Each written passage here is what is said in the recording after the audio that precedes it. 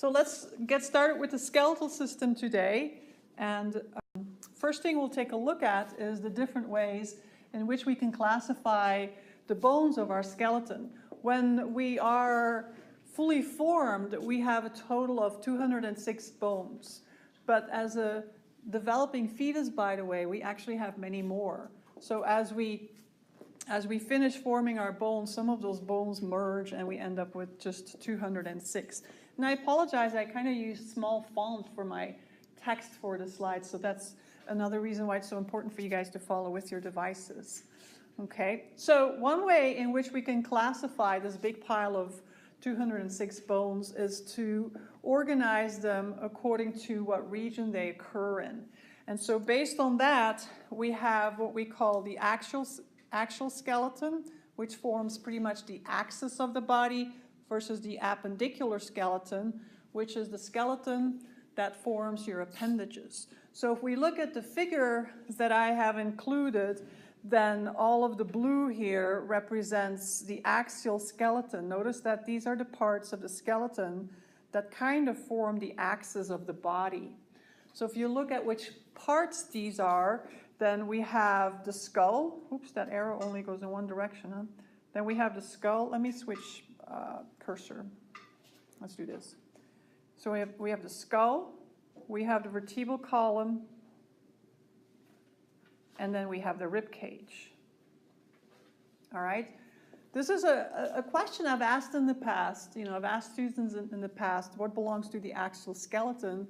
And often this question is missed, so be sure you know what belongs to the axial skeleton. So for instance, the scapulae and the clavicles or the pelvic bones, they do not belong to the axial skeleton. They belong to the appendicular skeleton. So be sure you know this. There's other ways to classify the bones. You know, we human beings, we like to organize things. Have you ever noticed that when we're given a whole pile of stuff, one of the first things we have to do is kind of organize them into smaller piles so that it all makes much more sense to us. And we do that with the bones as well. So this time we're looking at the shape of the bones. And so we have a bunch of long bones, you know, the bones that we find in our lower limbs or in our upper limbs or even in our hands. A lot of those bones are long bones, you know, obvious name to give them. We also have a bunch of short bones. If we jump over here to the short bones are found especially in your ankles. What do you call the ankle area? Tarsal area, right? And what do you call the wrist area? The carpal area, right? So be sure you don't forget which one is which. I always remember toes, therefore tarsal, TT. I do stupid stuff like that in my head all the time, but it helps me. I don't know if it will help you, but that's how you can differentiate them. So they're called short bones because they are literally, you know, there's no length to them, essentially. Then we have the flat bones. A lot of the bones in your skull, by the way, your cranial bones, the bones that form your cranium part of your skull, are considered flat bones, again, classified flat because they look flat. Your sternum is another good example, your ribs, etc.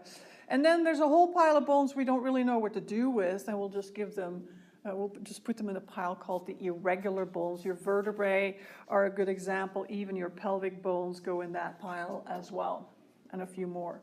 Now, your book and other books actually often talk also about these so-called sesamoid bones, which are tiny little bones that vary between humans. So some of us have more of them, some of us have less of them, and in different areas. The only one that is consistent amongst all of us is the patella or the kneecap, which they have illustrated here. So a sesamoid bone is a bone that tends to protect your muscles and tendons from rubbing against other bone tissue. So read a little bit more about that in your book. Functions of bone, pretty straightforward. Clearly your bones protect you, but not so much all bones. We're talking particularly the bones that protect your skull and your spinal cord, right? So your skull bones and your vertebral column protects your spinal cord. And then your rib cage, of course, protects your heart and lungs, things like that.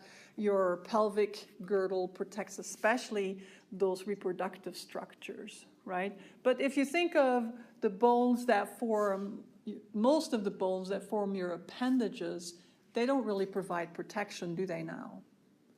What is their function primarily? Right. They form anchor points for the muscles, right? So that the muscles have something to pull on and create movement. Do you see the difference between protection versus movement? Clearly, our bones are stuffed with minerals, and what are the most important minerals or the most common minerals that we find in bone? Calcium and? Phosphorus, right? Which occurs in the form of phosphate. Very good. And then let's not forget that sodium, potassium, magnesium, and so on are also found in our bones. But calcium and phosphate, actually they form these little salt crystals that we'll learn more about. So lots of mineral storage, but also storage of fat tissue, adipose tissue. So especially in the long bones, which have a cavity on the inside to make sure they stay light, because just think if your long bones were solid, it'd be really hard to keep moving. You want them hollow so they have some lightness. So that those cavities, which we'll give a name here very soon, are typically filled with yellow bone marrow, unless we're dealing with a young child, and in that case we might still see some red bone marrow. So in children we see a lot more red bone marrow because they're still growing, they're still going through lots of cell division, cranking out a lot of blood cells, etc. But in all of us, for instance, who are in the room here, we have in those long cavities of the long bones primarily yellow bone marrow. And don't forget that the red bone marrow is the area where hematopoiesis occurs, right? Which is a term you've already learned about. Any questions so far? Pretty straightforward, right? Here's an image that I'd like for you to use to remind yourself of the different locations of cartilage. We can't really have a good conversation about the skeletal system and the bone tissues unless you keep in mind the cartilages. For one, the cartilages are part of the skeleton. They provide some form of a structure and shape to the body, depending on shock absorption. It depends on where they are. So don't forget what kinds of cartilage tissues, where they're located, and also their interesting features, such as the lacunae, and the fact that they all have collagen fibers, but in some of the cartilages, we don't see it in the microscope slides, see them, I should say. And for instance, in elastic cartilage, we see the elastic fibers the best. Cartilages, by the way, are also very rich in water. I'm going to turn my iPad so that this whole, I can't do that with this software, that's right. Well, we'll have to do it this way. So what we'll do next then is focus on the gross anatomy of a long bone. And we'll do that a little bit with a flat bone as well. And that's pretty much where we will leave it when it comes to studying the different shapes of bones. So once you understand these two, the irregular and the short bones are very similar to these two, especially the irregular and short bones look like often like the flat bones. So in the case of a long bone, we have some major regions with which we give specific names. So let's get going on that. So the bone that we're looking at right here, does anybody happen to know which bone that might be? Femur. It's a femur. Very good. Your thigh bone, right? So this long shaft, as we would refer to this in plain old English, we give a scientific name of the diaphysis. The diaphysis. Can you guys read that way back there? Probably not. So again, bring your devices so you can read this a little bit better. Now these knobs at the end, or we call them often these extremities, these we refer to as the epiphyses. And that's the plural version. So we have one epiphysis, and then we have two epiphyses. And so depending on which epiphysis we're talking about, we might call it the proximal versus the distal epiphysis, depending on what end of the bone it is located on.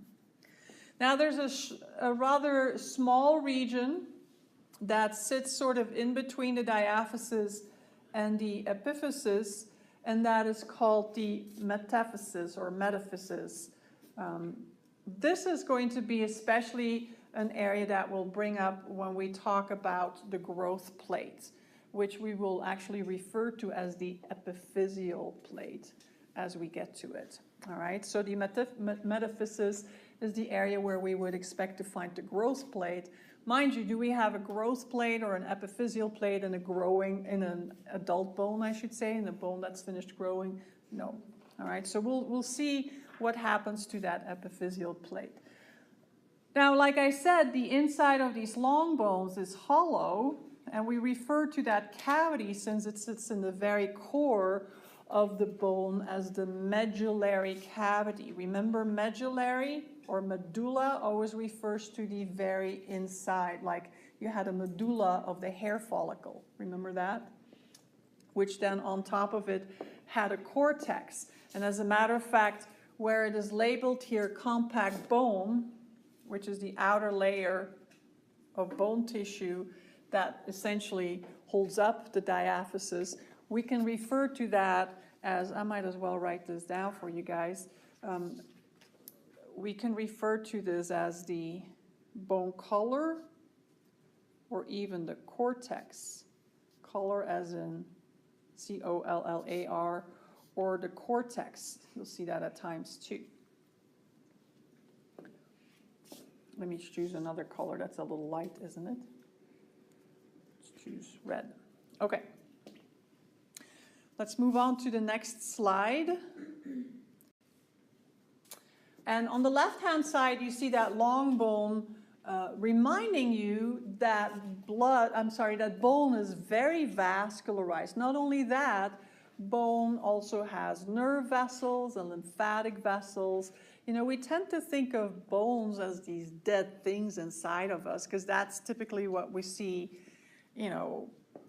That's what we have seen when we've seen bones lying around, maybe, you know, in a ditch somewhere, the skull of a cow. Sometimes you see that, or you've studied bones in the past.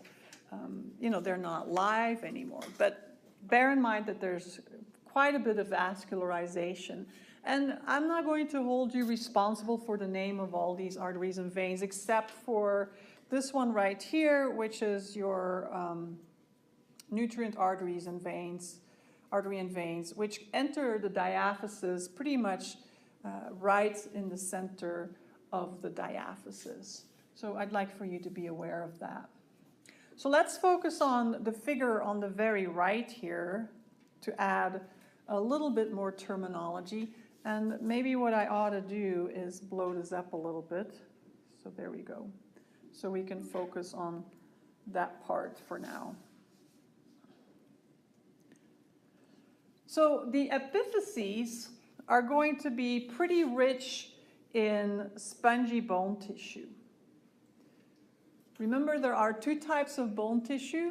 There is compact bone tissue and spongy bone tissue.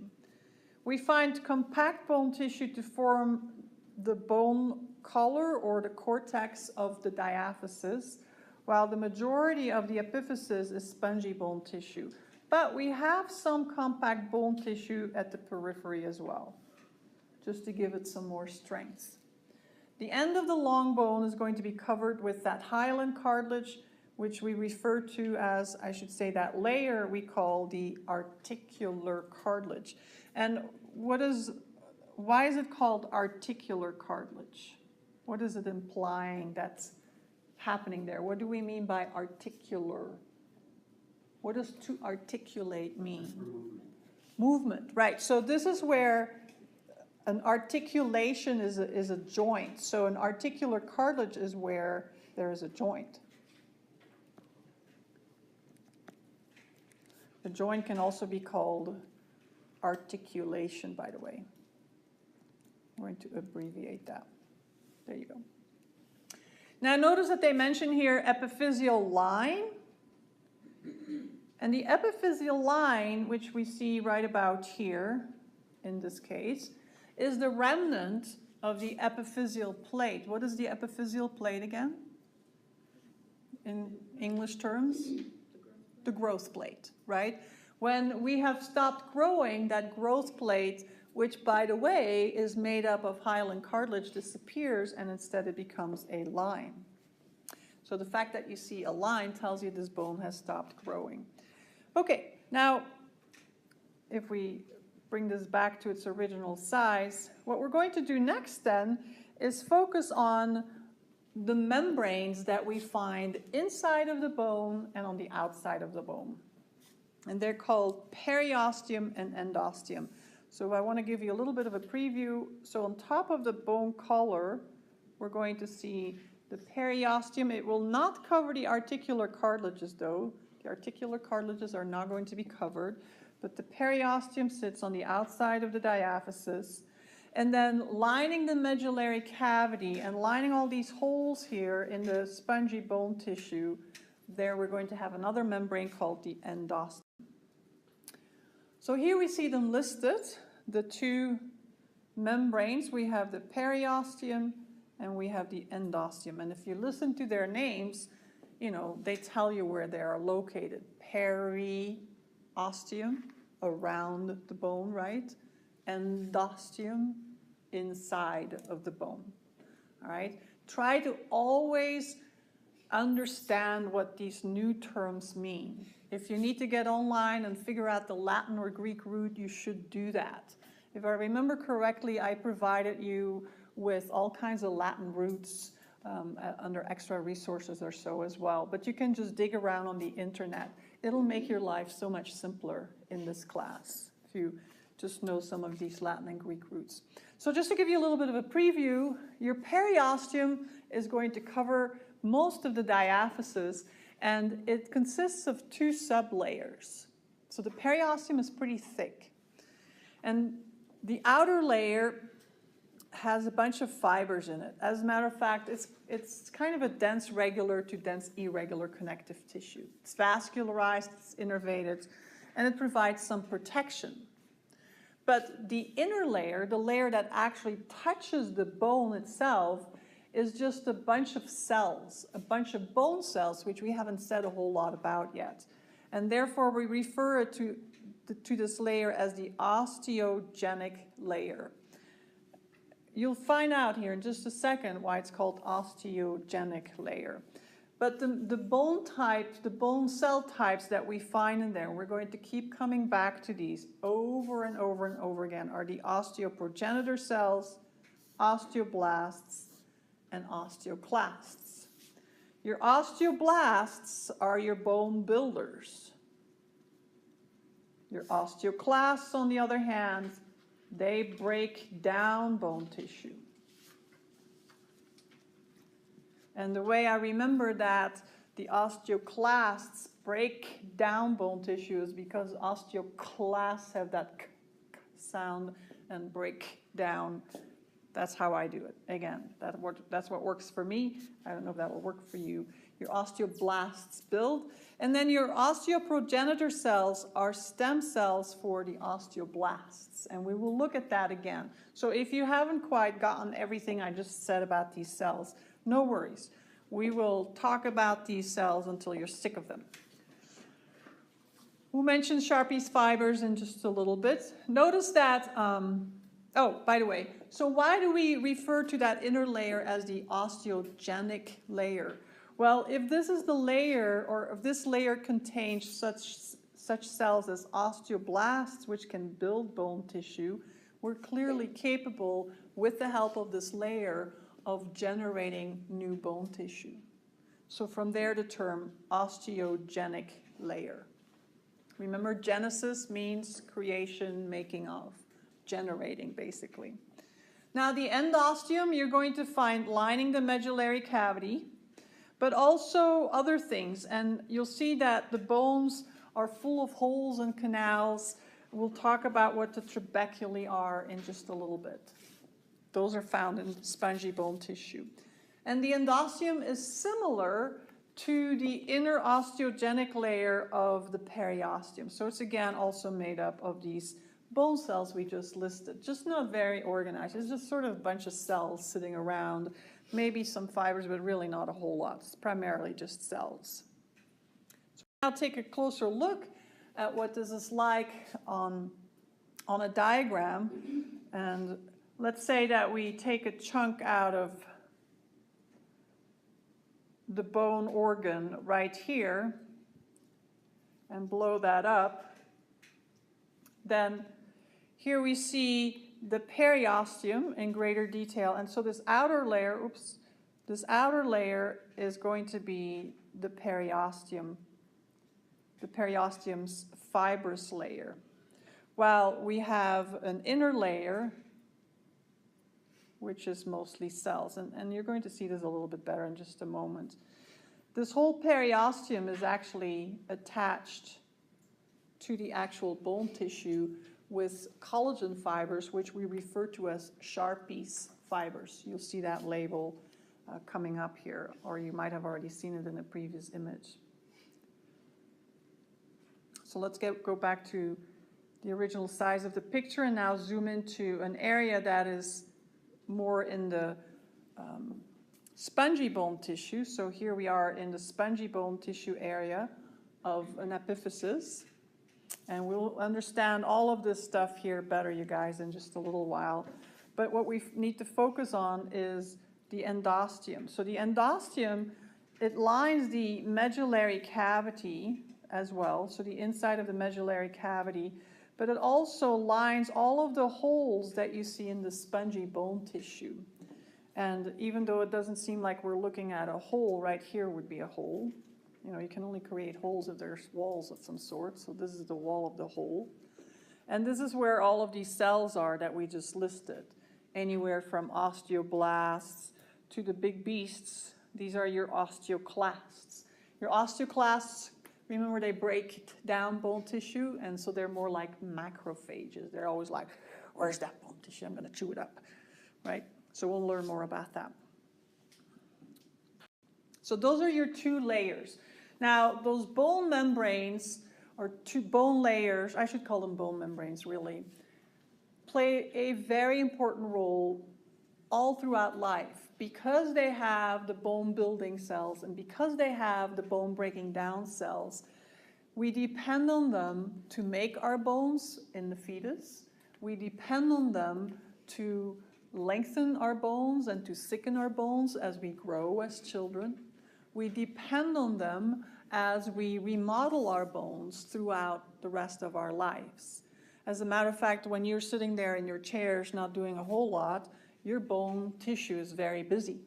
It's munching away a little bit here, it's depositing a little bit there, and overall, you know, as healthy adults, overall, the ratio of bone deposit and bone reabsorption is pretty much the same. So your bone mass typically doesn't change much, unless, you know, tomorrow you start going to the gym and start lifting weights like a maniac for weeks and weeks and weeks on end. You're going to grow thicker, heavier bones, and therefore your bone mass will increase.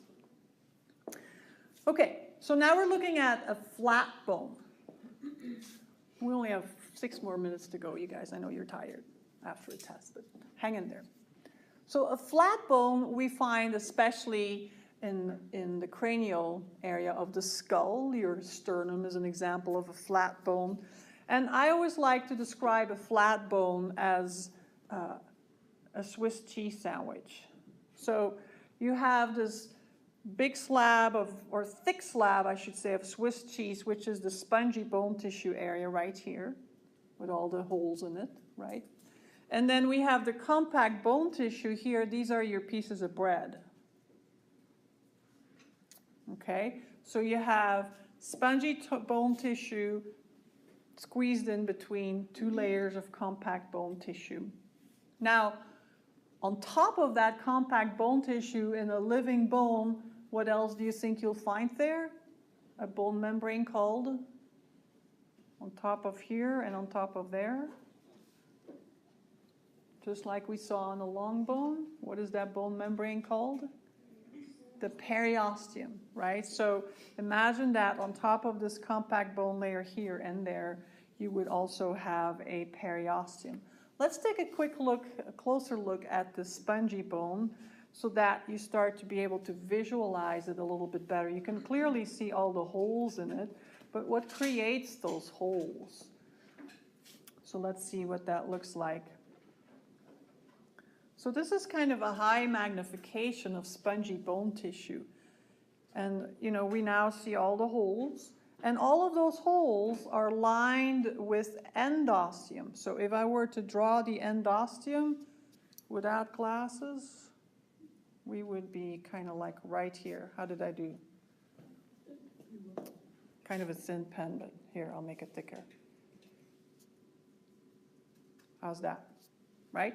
So that would be where you'd find endosteum, lining all of these openings.